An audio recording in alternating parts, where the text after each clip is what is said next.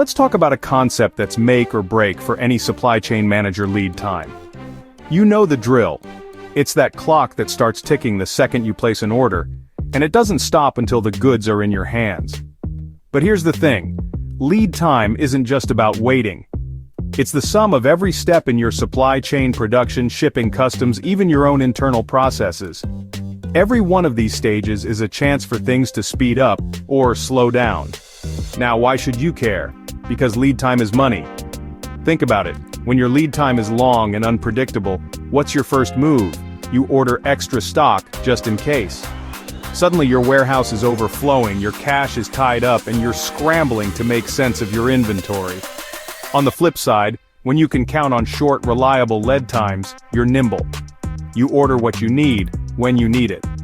You pivot faster than your competitors and your customers notice. That's agility, and in today's market, agility wins. But here's the catch. Reducing lead time isn't just about telling your suppliers to hurry up.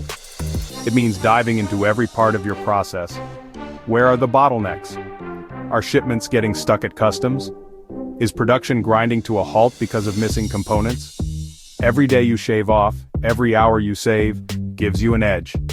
And that edge can be the difference between a thriving business and one that's just keeping up.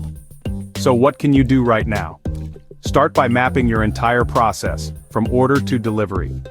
Talk to your suppliers about their lead times and challenge them to improve. Automate what you can. And always look for those hidden delays that are costing you time and money. Because here's the truth. Lead time isn't just a number on a report. It's the heartbeat of your supply chain. Get it right, and you're unstoppable. Get it wrong, and you're always playing catch-up. So next time you place an order, don't just ask, when will it arrive?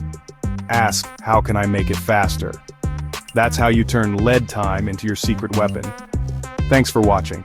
If you found this helpful, don't forget to hit like and subscribe for more supply chain insights.